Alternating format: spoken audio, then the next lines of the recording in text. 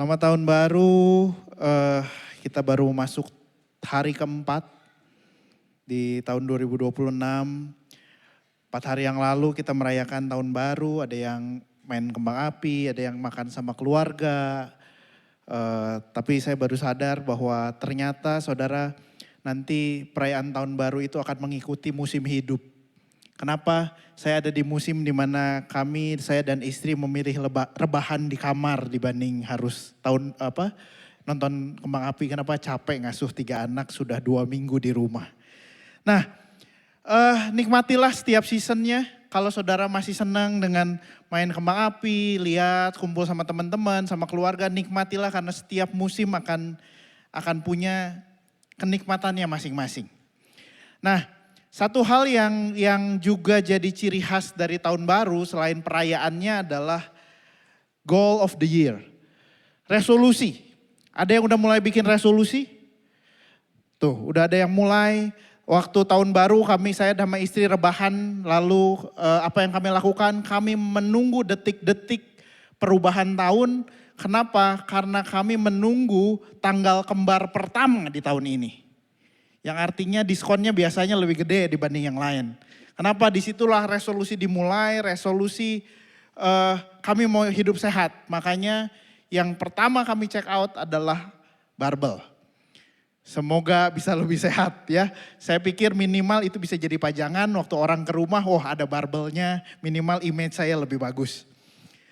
Saudara yang belum bikin gimana? Coba pikirkan. Pikirkan apa yang saudara mau capai tahun ini. Kenapa? Karena secara natural yang mengalir itu cuma dari yang tinggi ke yang rendah.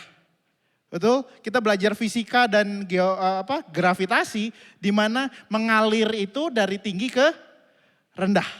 Jadi kalau hidup kita saya mau nge-flow aja, kecenderungannya dari yang tinggi ke yang rendah. Nah untuk itu yuk rencanakan. Yuk pikirkan saudara mau target apa tahun ini. Dan Alkitab mengajarkan juga bahwa kalau udah punya targetnya, rencanakan dengan baik.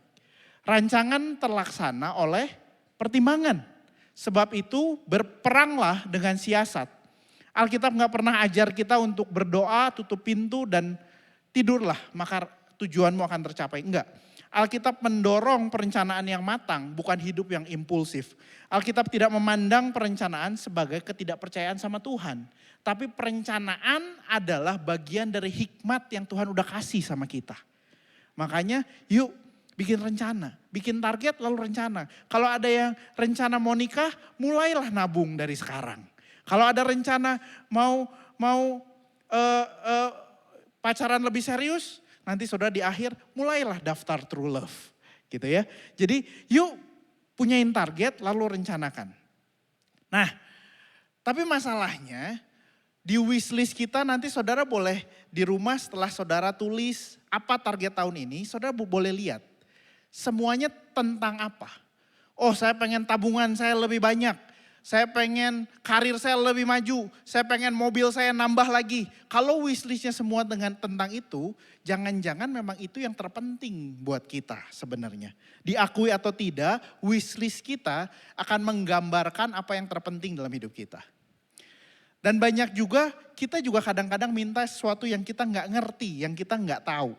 Nah tahun ini, saya sama istri saya sedang mengajar anak-anak saya untuk pegang uang. Tentang uang. Jadi anak saya K2 itu berarti TKB kalau zaman dulu. Lalu SD kelas 1, lalu SD kelas 4. Kita lagi kasih dompet masing-masing, kita kasih uang jajan. Nah karena punya uang, minggu-minggu lalu kami liburan keluar kota. Anak saya yang paling kecil, yang TKB, setiap masuk ke toko, dia akan nyamperin ke saya. Papi, boleh gak aku belanja pakai uang aku? Gaya gak?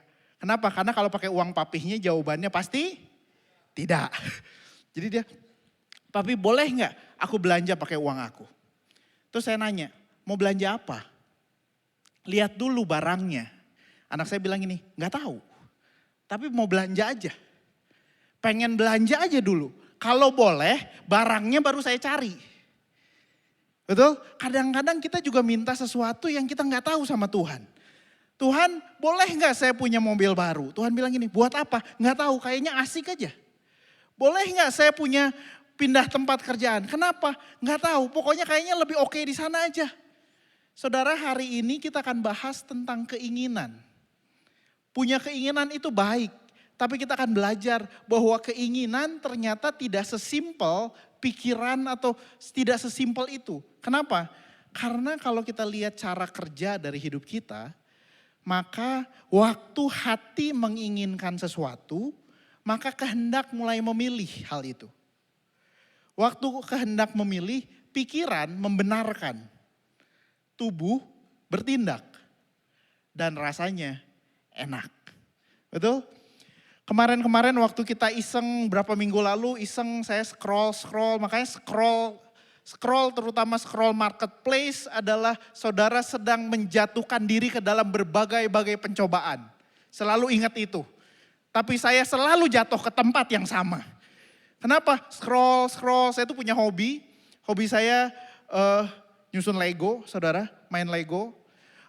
Lalu saya punya hobi, lalu saya lihat kok tiba-tiba ada Lego mobil lagi nih.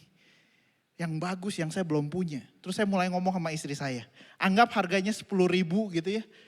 Yang kalau harganya jadi 8.000, boleh nggak saya beli?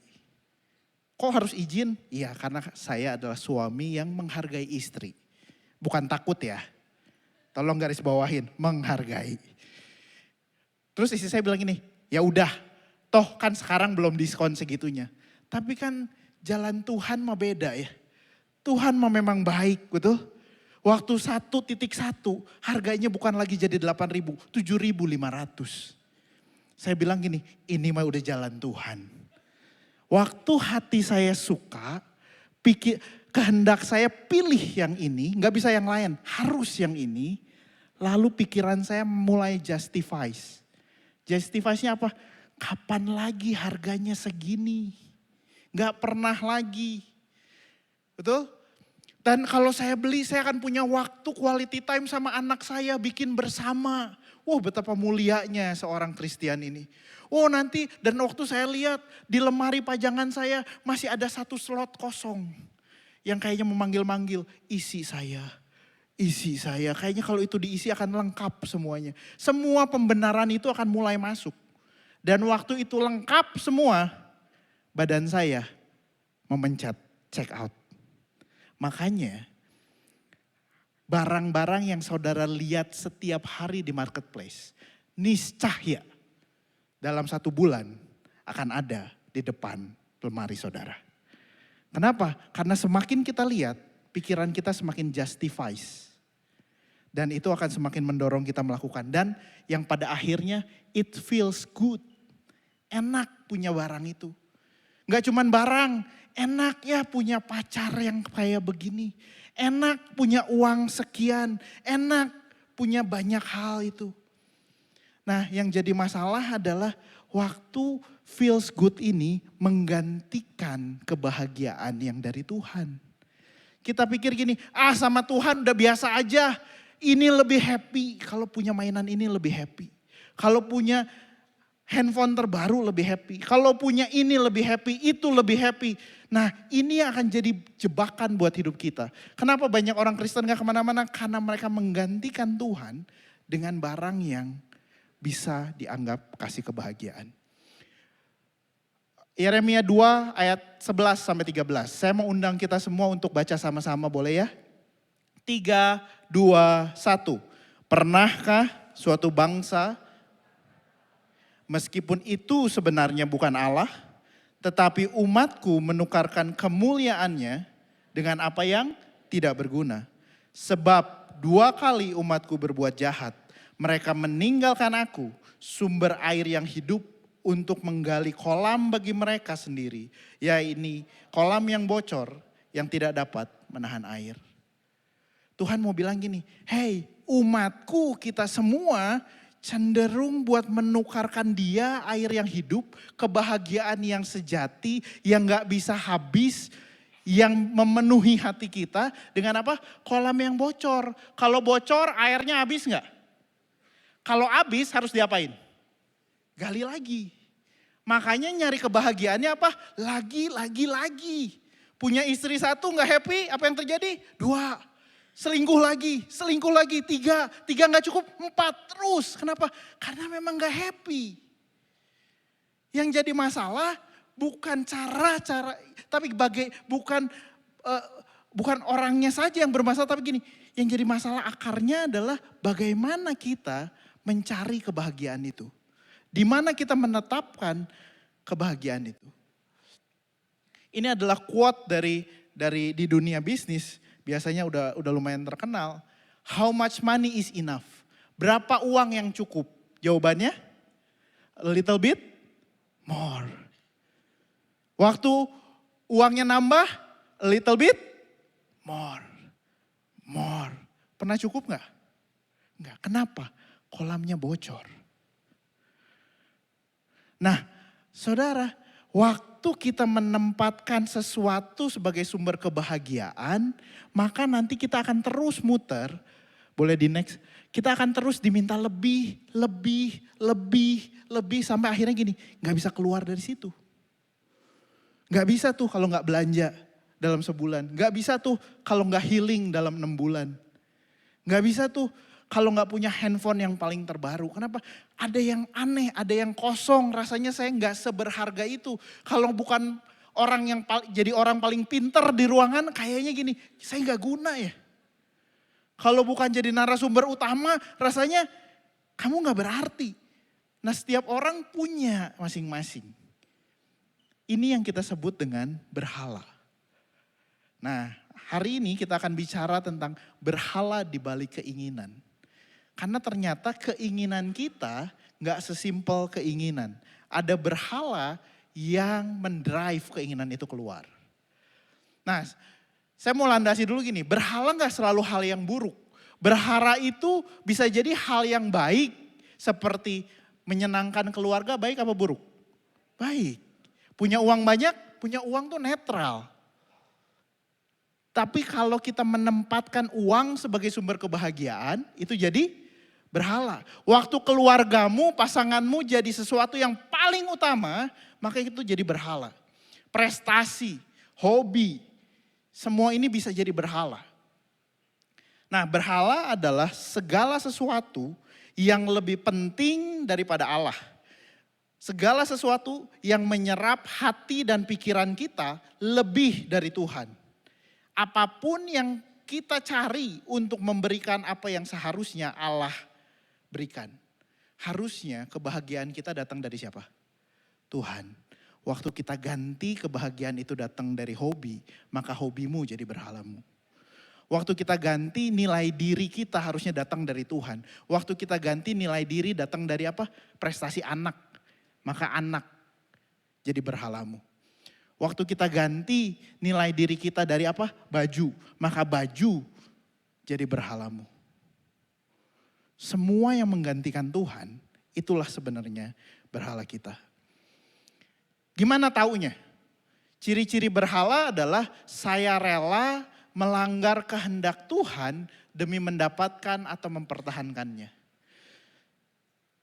Ini cowok ini saya udah seneng banget, naksir banget dari dulu, sekarang waktunya. Tapi satu hal, dia minta hubungan seksual. Kasih apa enggak? Kalau saudara demi orang ini, demi cowok ini, mengorbankan kehendak Tuhan untuk mendapatkan atau gini, kalau kamu gak kasih saya tinggal. Untuk mempertahankannya saudara harus melanggar Tuhan dan saudara rela. Itu sudah jadi berhala saudara. Saya hancur atau emosional saat mendapatkan atau kehilangannya. Hal apa yang bikin saudara emosional? Bisa tiba-tiba marah. Kenapa waktu disalib mobilnya harus emosi? Apa di belakangnya? Emosi itu gak datang tiba-tiba saudara. Emosi itu di-drive sama sesuatu. Apa sesuatunya? Nah, kita akan belajar di situ. Atau saya mencari keselamatan, makna hidup, nilai diri dari apa? Dari merek yang saudara pakai? Maka merek ini akan jadi berhala saudara. Beberapa hari yang lalu, kami di rumah punya satu ritual malam, yaitu kami berlima, saya, istri, dan 3 anak saya akan kumpul di kamar anak-anak untuk berdoa bersama. Jadi biasanya kami kumpul di kamar anak-anak setengah 8 malam kurang lebih. Lalu beresin buku kalau sekolah gitu ya, beresin kasurnya masing-masing, lalu kami berdoa bersama. Nah waktu kemarin anak-anak lagi beresin buku, lagi beresin kasur karena masih libur ya. Beresin kasur berapa hari yang lalu, saya ngomong sama istri saya. Yang ini saya ngelihat teman lama kita di sosial media. Saya lihat banget sekarang dia berubah loh dibanding dulu. Terus waktu saya scroll, lagi ngomong gitu saya scroll iseng kan, memang scrolling ini masalah saudara. Waktu saya scroll tiba-tiba muncul orang yang mirip. Bukan orang itu tapi orang yang mirip. Terus saya bilang ini kan orangnya. Terus istri saya bilang gini, bukan kali ini mah beda tuh. Saya bilang masa sih? Nah entah kenapa anak saya langsung bilang gini, papi salah, papi salah. Itu kan kayak menggoncang bejana yang lagi tenang saudara. Langsung mulai, pride-nya kena. Lalu apa? Saya mulai cari lagi. Oh tapi kayaknya memang beda yang ini. Saya cari lagi, namanya saya ketik. Pokoknya gini, saya harus benar. Saya ngomong ke istri saya, oh bukan yang ini benar. Bukan yang ini. Yang ini kan, nih ini profilnya kan. Terus dia lihat, iya yang ini. Terus karena nada saya makin naik, anak saya nimpalin lagi. Papi emosi, papi emosi. Waduh saya bilang ini anak siapa ya. Kok saya mulai gini, istri saya mulai gini, kamu salah lihat lah, beda itu beda. Saya bilang gak mungkin, yang saya lihat pasti benar.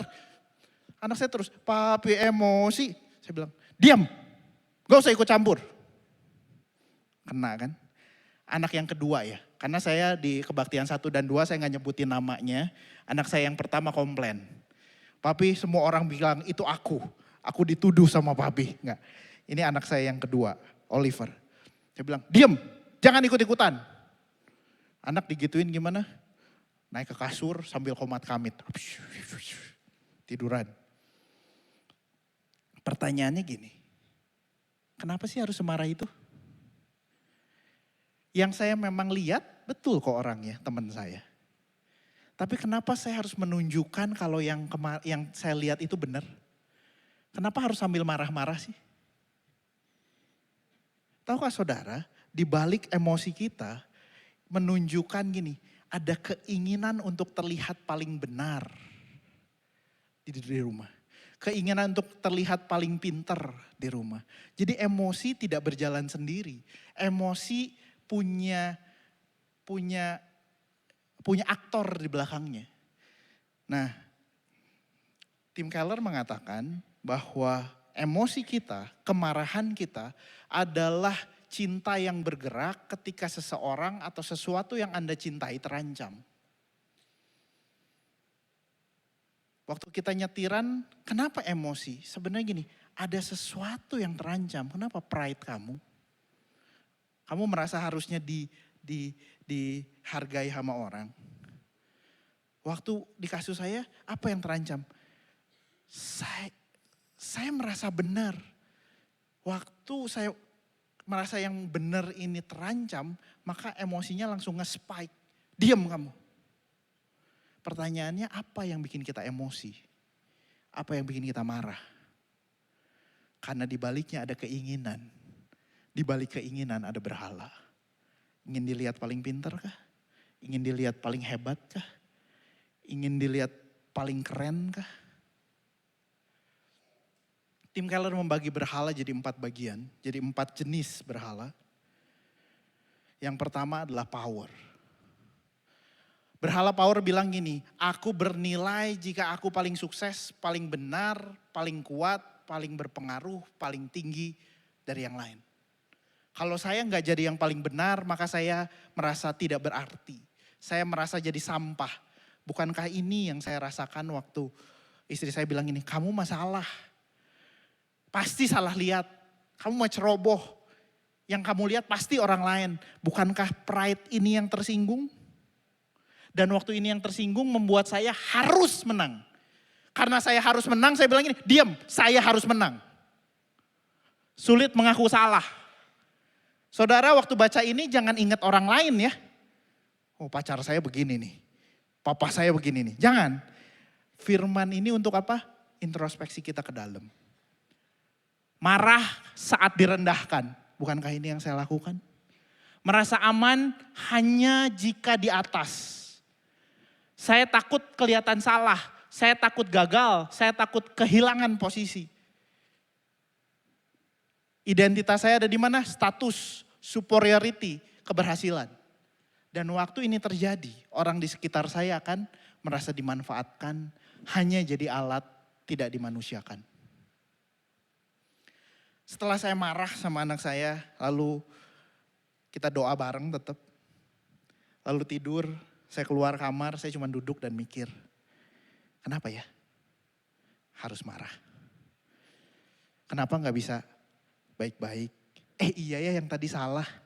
Tapi benar deh, yang saya lihat yang ini loh. Lebih enak gak?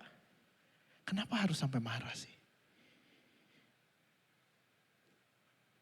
Waktu ini terjadi, waktu saudara emosinya nge-spike, naik atau turun, tiba-tiba down, tiba-tiba minder, tiba-tiba sedih, tiba-tiba marah, bahkan tiba-tiba bahagia yang luar biasa. Saudara, kita harus punya waktu gini, duduk, diam. Dan jujur sama diri sendiri. Kenapa? Berhala itu alasannya banyak. Oh iya dong, anak itu harus dimarahin. Orang tua lagi ngomong ikut campur, gak sopan. Bener gak? Bener. Logis gak? Logis. Tapi bener gak kamu marah gara-gara itu? Saya marah karena saya takut terlihat salah. Saya takut kehilangan wibawa sebagai kepala rumah tangga. Saya duduk, saya cuma bilang, Tuhan, dunia, saya bilang, saya masih punya berhala power. Saya masih punya harga diri saya digantungkan sama status saya, kebenaran saya, kepintaran saya. Terus harus gimana? Pelajari apa kata firman Tuhan soal ini. Firman Tuhan bilang, tetapi oleh Dia kamu berada dalam Kristus Yesus yang oleh Allah telah menjadi hikmat bagi kita. Dia membenarkan, menguduskan, menebus kita. Kamu ditebus bukan karena kamu pinter. Kamu ditebus bukan karena posisi kamu tinggi, bukan karena bakatnya banyak. Dia menebus kita karena Dia mengasihi kita. Karena itu seperti ada tertulis, barang siapa bermegah, hendaklah ia bermegah di dalam. Kalau saya bangga, bukan karena informasi yang saya kasih benar. Kalau saya bermegah, bukan karena prestasi saya. Bukan karena saya ayah yang hebat. Bukan karena saya ayah yang penyabar. Tapi karena Yesus mati buat saya. Salah gimana? Gak apa-apa sebenarnya. Waktu papahnya salah dan mengakui buat anak saya sebenarnya gak apa-apa. Saya tetap papahnya kok. Yang terjadi kan saya yang menganggap itu bermasalah. Berhala yang kedua, comfort. Aku bahagia jika hidupku nyaman, aman, minim penderitaan dan sesuai keinginanku. Biasanya orang-orang stabil, tapi gak semuanya yang stabil. Yang lain yang tidak stabil pun sebenarnya punya ini. Membuat saya menghindari salib, pengorbanan, ketaatan yang mahal. Saya takut tidak nyaman, menderita, repot, atau harus menyangkal diri. Identitasnya di kenyamanan, kesenangan, stabilitas hidup tanpa gangguan. Orang lain akan merasa diabaikan atau ditinggalkan ketika mereka tidak nyaman buat kita. Buat apa sih ikut home? Gak usah, nanti mereka ikut campur. Nanti lu dinasehatin. Udah, kita aja. Kita juga gak apa-apa kok. Hidup sekeluarga gak apa-apa, gak butuh orang. Beberapa bulan yang lalu, bukan beberapa bulan yang lalu, dari awal sampai beberapa bulan yang lalu, saya itu gak pernah mau nyobain tempat yang baru, kota yang baru, makanan yang baru. Pokoknya kalau istri saya menikah dengan saya 10 tahun, 11 tahun, kita akan makan di tempat yang sama. Jadi kalau selesai dari PVJ pilihannya cuma berapa? 3 sampai 4. Kenapa? Karena ini yang biasanya. Yang lain gak mau. Kenapa? Alasannya mulia. Alasannya gini, nanti panas, anak-anak desek-desekan. Kita gak tahu anak-anak cocok apa enggak. Mulia enggak? Tapi sebenarnya gini, kalau jujur dalam hati saya, yang kamu perhatiin anak-anak yang kamu takutin, atau kamu gak mau nyoba yang baru? Kamu kan yang males panas-panasan. Kenapa saya gak mau keluar? Karena buat saya happy dengan apa yang saya nyaman.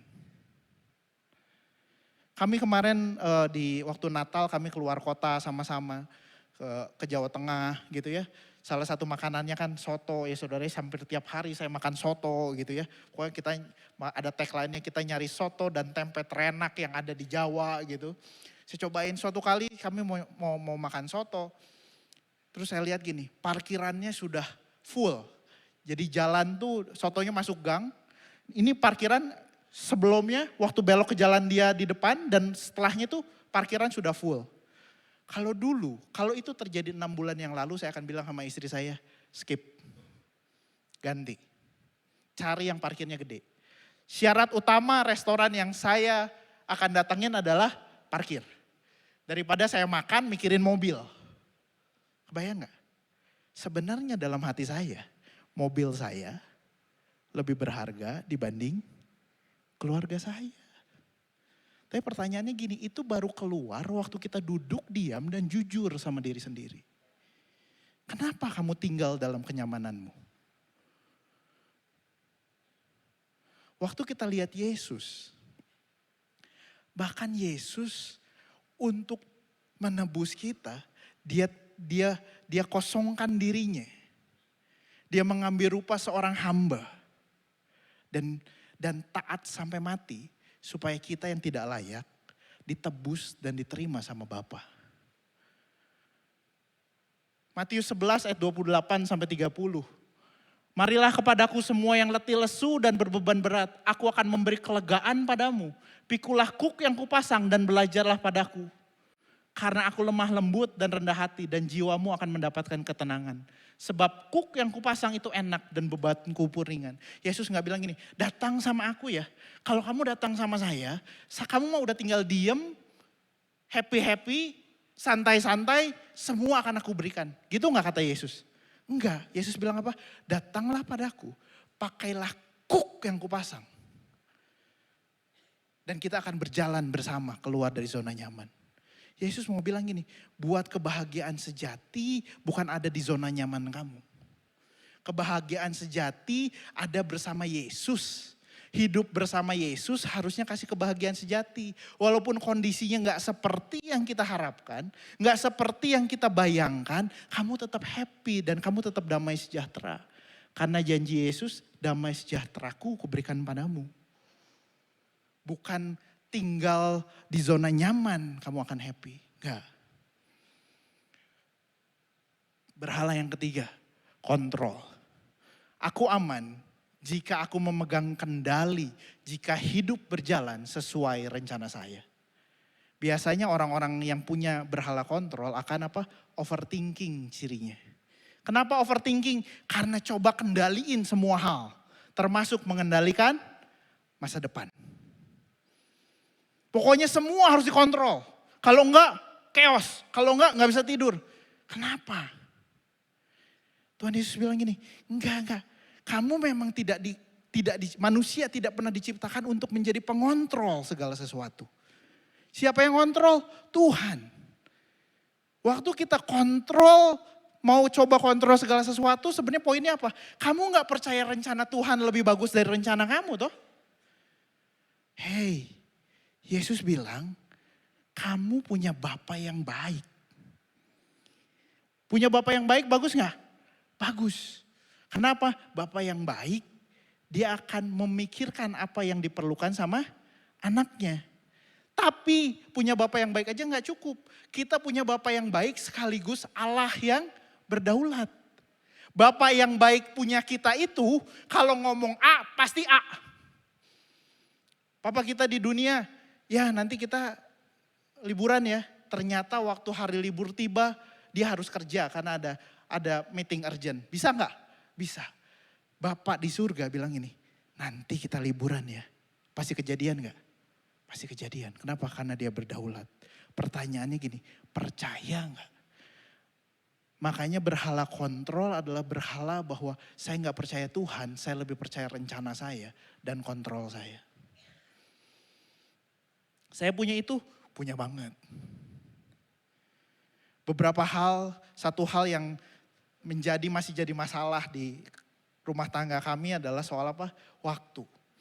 Biasanya saya kalau mau pergi, kayak hari ini saya mau pergi, saya akan bilang sama istri saya, tolong kita akan berangkat jam 7 pagi. Nah buat saudara yang belum menikah, terutama pria-pria, tolong latihlah dirimu untuk hal ini. Kenapa? Karena biasanya jam 7 kurang 5 gitu saya buka kamar, istri saya masih belum ready. Dan saudara harus tahu, buat yang belum menikah saya kasih tahu, kapan seorang wanita selesai berdandan hanya Tuhan dan dirinya yang tahu. Kadang-kadang udah belum, dikit lagi, sebentar lagi, nggak tahu sampai kapan. Kadang-kadang terlambat. Kalau kadang-kadang masuk akal saya bete, saya marah kalau apa ke gereja, ada meeting. Tapi kadang-kadang untuk makan keluarga sebenarnya kalau kita pikir boleh terlambat nggak sih 10 menit makan keluarga? Boleh. Toh restorannya juga belum di booking. Ini kita doang, saya berlima doang. Boleh nggak? Tapi karena saya mau ngontrol semuanya, saya marah, saya bete, akhirnya makan itu siang itu jadi rusak semuanya. Lalu mulai nyalahin kan, tuh kamu terlambat sih jadi gak dapat parkir. Pertanyaannya emang kalau datang on time pasti dapat parkir? Kan enggak. Kamu sih terlambat jadi gak dapat meja. Emang pasti dapat meja kalau 10 menit yang lalu datangnya? Kan enggak. Kenapa? Sebenarnya saya bukan memikirkan kita dapat parkir apa enggak. Saya lagi kehilangan kontrol atas apa yang terjadi. Tuhan bilang ini, jangan khawatir. Buat yang overthinking, Tuhan bilang, jangan khawatir. Bapamu tahu kamu perlu itu. Percaya gak sama bapamu? Jangan khawatir akan hari esok. Hei, serahin hidupmu sama Tuhan. Berhala yang terakhir, approval. Aku berharga jika diterima, disukai, diakui oleh orang lain. Membuat saya takut ditolak, sulit berkata jujur, hidup dalam menyenangkan manusia. Saya takut tidak dicintai. Saya takut ditinggalkan sama pasangan. Saya takut ditinggalkan sama anak. Saya takut tidak dihargai, kehilangan relasi. Identitas saya ada di penilaian orang, pujian, reputasi, citra diri. Orang lain akan merasa dimanipulasi karena saya deketin cuman buat approval, bukan buat kasih yang sejati. Siapa yang setelah posting saudara lihat-lihat likes-nya ada berapa? Kan masih ada ya notifnya. Kok likes-nya cuman segini ya? Siapa yang punya ini? Saya juga punya. Jadi saudara kadang-kadang kita punya empat-empatnya. Hari ini pengakuan dosa saya punya empat-empatnya. Kadang-kadang iseng, makanya iseng itu bahaya saudara. Tuhan menciptakan kita untuk bekerja bukan buat iseng. Kalau lagi iseng abis khotbah gini kadang-kadang gini. Nanti di hari Rabu saya isengnya apa? Buka YouTube. Kok likes-nya lebih rendah daripada Ko Ariel minggu lalu ya? Kok likes-nya lebih rendah dari Alvin ya? Wah, apa yang salah ya? Lalu gini, aku preacher tidak berguna. Kok, gak bener ya, udahlah gak usah khotbah lagi. Udahlah. Kok Tuhan gini sih? Kenapa? Karena saya melayani sebenarnya kayak melayani Tuhan, padahal melayani berhala. Berhala apa? Untuk diterima. Kalau kamu melayani Tuhan, dan Tuhan bilang gini, preach ini untuk satu orang yang hadir di ibadah 3. Saya harus preach gak? Preach, walaupun yang like cuma 1, walaupun yang like-nya pun dalam hati gak di YouTube. Kalau itu menyenangkan Tuhan, kenapa? Memangnya kenapa? Kalau pergaulan Pastor Alvin lebih tinggi dibanding saya, teman-temannya lebih banyak, emang kenapa? Tuhan tetap sayang kan sama kamu? Tuhan tetap terima saya kan? Hati-hati dengan tindakan dan keinginan kita. Oh saya ingin menyebarkan Injil, saya pengen punya channel lebih banyak. Iya boleh, bagus. Tapi benarkah murni atau jangan-jangan ada berhala di belakangnya? Kita mengasihi orang karena Tuhan mengasihi kita. Harusnya saya mau keluar dari zona nyaman, ngantri soto panas-panas, bukan supaya dapat titel Father of the Year. Bukan supaya dapat, oh papi aku papi yang hebat. Suami aku suami yang hebat. Bukan buat itu. Tapi buat apa? Karena Tuhan udah sayang sama saya. Dan cara Tuhan sayang gimana? Dia jadi manusia. Taat sampai mati. Kalau Tuhan gue aja begitu banget, masa gue gak begitu? Saya gak dituntut Tuhan mati. Saya dituntut Tuhan apa? Ngantri soto. Masa gak mau? Berhala akan memberikan kebahagiaan palsu yang sementara bukan untuk memuaskan hati kita, tapi untuk mengikat kita, lalu memakai ketakutan untuk agar kita tetap tunduk. Kenapa kamu kasih? Takut ditinggalkan. Takut gak lagi eksis karena followersnya sedikit kan. Takut gak ada yang dengar karena sekarang posisinya saya sudah pensiun. Karena takut gak dihargai orang karena mobilnya sekarang bukan mobil brand tertentu. Ketakutan itu akan membuat kita tetap tunduk sama berhala. Sampai kapan? Sampai kita bilang saya mau lepas. Kenapa? Karena Yesus sebenarnya sudah melepaskan kita. Terus gimana? Yang pertama, akui di hadapan Tuhan ada berhala di dalam. Saudara, kalau kita datang ke dokter, gak enak badan, datang ke dokter apa yang akan kita bilang? Dok, saya gak enak badan, betul gak? Kalau kita datang ke dokter terus bilang ini, dok saya mah sehat-sehat aja dah. Kira-kira dokternya akan ngomong apa? Kalau sehat, pulang. Berapa banyak kita datang sama Tuhan dan kita bilang gini, Tuhan gue mah sehat-sehat aja, gak usah ganggu hidup saya, kamu bagian kamu berkatin saya. Padahal Tuhan mau bilang gini, nak kamu lagi gak sehat-sehat aja. Jadi yang pertama harus kita akui adalah gini, Tuhan lagi gak sehat. Tuhan marah saya sama Oliver gak sehat. Kenapa ya Tuhan? Cek Tuhan, Roh Kudus cek hati saya, kenapa ya? Yang kedua, identifikasi yang mana. Kenapa? Karena kita perlu cek firman Tuhan yang mana yang harus kita renungin. Setiap penyakit punya obatnya. Kalau saya hari ini apapun penyakitnya minumnya tolak angin, gak bisa berlaku di berhala. Berhala bilang gini, kalau kamu kontrol, maka obatnya serahkan kontrol itu sama Tuhan.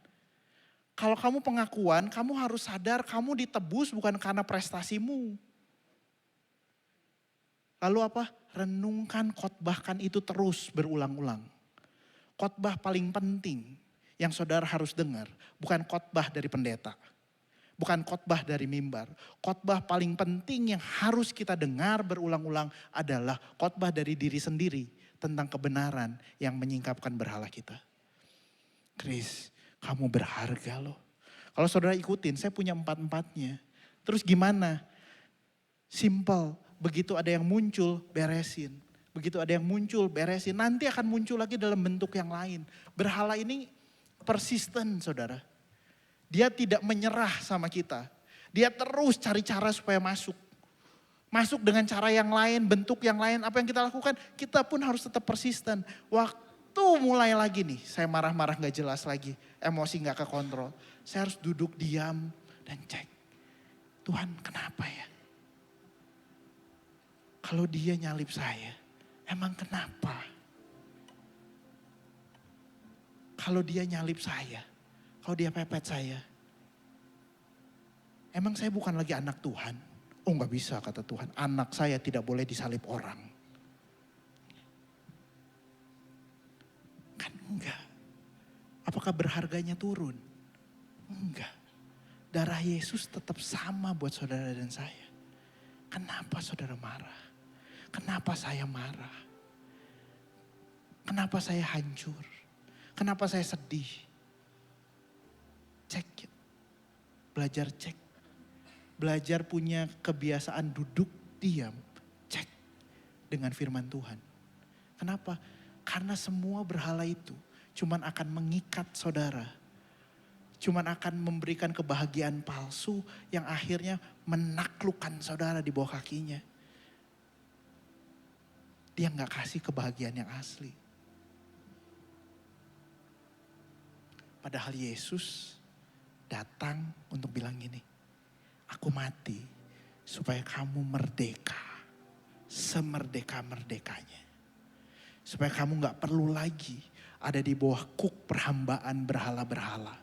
Supaya kamu gak perlu lagi beli terus, diperbudak lagi untuk apa? Bahagia. Kamu punya posisi ataupun enggak, omset pun naik apapun enggak, kamu tetap punya bahagia dan damai sejahtera yang dari Tuhan. Strateginya perlu diganti? Iya. Caranya harus diganti? Iya. Tapi nilai dirimu tidak akan terganti. Karena nilaimu adalah salib yang Tuhan sudah lakukan 2000 tahun yang lalu. Ayat terakhir saya mau ajak kita baca sama-sama. Galatia 5 ayat 1, 3, 2, 1. Supaya kita sungguh-sungguh merdeka. Kristus telah memerdekakan kita. Karena itu berdirilah teguh. Dan jangan mau lagi dikenakan kuk perhambaan. Buat kita yang udah ngalamin Tuhan. Buat kita yang udah percaya Tuhan. Yesus mati supaya kamu merdeka. Supaya damai itu tetap ada sama kamu. Supaya bahagia itu tetap ada sama kamu. Kita gak tergantung yang lain. Jangan balik lagi. Jangan jadi anak yang udah dimerdekakan lalu kita bilang, perhamba aku lagi.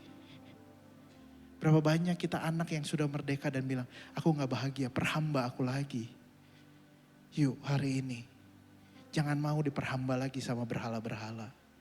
Cek diri kita. Dan izinkan hanya Yesus yang ada di hati kita. Waktu ada berhala, buang jauh-jauh. Waktu ada berhala, buang. Renungkan firman Tuhan. Gak bisa sekali saudara. Gak bisa sekali baca Alkitab hilang. Gak. Renungkan terus. Sampai itu jadi kehidupan. Sampai itu jadi nyata buat kita. Dan Yesus gak cuma datang untuk kasih kunci jawaban. Ini ya, kalau berhalanya power, kunci jawabannya ini ya. Enggak. Waktu kita mati-matian cari pengakuan. Waktu kita mati-matian cari prestasi. Yesus memilih jalur merendahkan dirinya. Supaya kita yang tidak layak menjadi layak. Waktu kita mati-matian pengen diterima sama orang. Waktu kita mati-matian pengen disukain sama orang. Yesus bukan cuma ditolak manusia. Tapi menanggung keterpisahan dari Bapa di surga sebagai ganti hukuman kita. Waktu kita memilih hidup yang nyaman, Yesus memilih jalan penderitaan. Saat kita ingin pegang kendali semua hidup kita, Yesus menyerahkan diri sepenuhnya kepada kehendak Bapa. Dia bilang, kalau boleh mah lewatlah, gak usah gini-ginian. Tapi kehendakmu yang jadi, bukan kehendakku. Dan itulah yang membuat kita hari ini punya harapan. Dan apakah Yesus dalam menjalankan semua ini kehilangan kebahagiaan? Rasanya enggak. Dia tetap manusia yang utuh, sukacita dengan damai sejahtera. Yuk hari ini balik sama Tuhan. Tempatkan Tuhan sebagai sumber kehidupan kita. Jangan gantungkan pada kolam yang bocor. Saya mau ajak kita dalam sikap merenung, sikap berdoa. Sambil kita menyanyikan lagu ini.